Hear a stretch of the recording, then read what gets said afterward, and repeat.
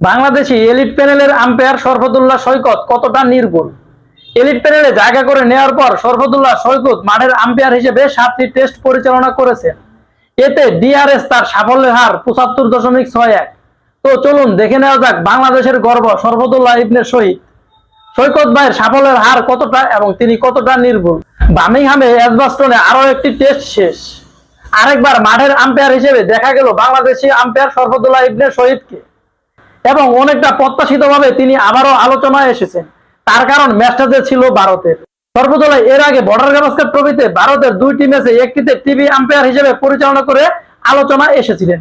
এবার আম্পায়ারিং করেন এজবাস্টনে অ্যান্ডারসন এবং টেন্ডুলকার ট্রফির দ্বিতীয় টেস্টে।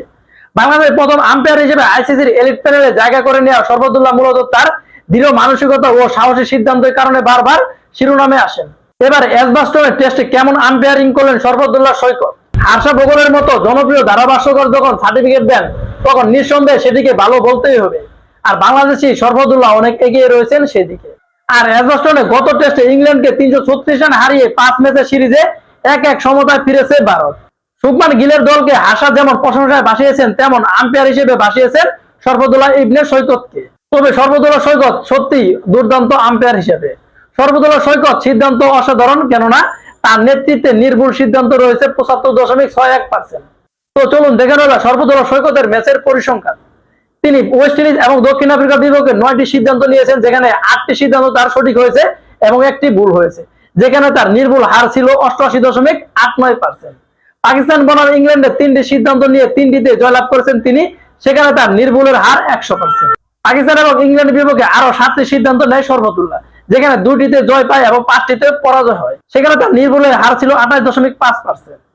দক্ষিণ আফ্রিকা বনাম শ্রীলঙ্কা ম্যাচে 8টি সিদ্ধান্ত নিয়ে 8টিতে জয়লাভ করেছেন শরফতুল্লাহ, সেখানে তার জয়ের হার 100%।